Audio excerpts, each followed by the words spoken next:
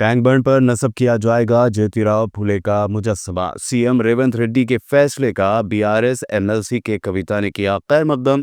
कहा मुजस्समे की असेंबली में तनसीब तक जारी रहेगी हमारी लड़ाई। ముందే ఉమ్మడి ఆంధ్రప్రదేశ్లో అసెంబ్లీలో అంబేద్కర్ విగ్రహాన్ని సాధించుకున్నాం. అందుకనే అదే కోవలో ఇవాళ పూలే ఉండాలని అడుగుతున్నాం.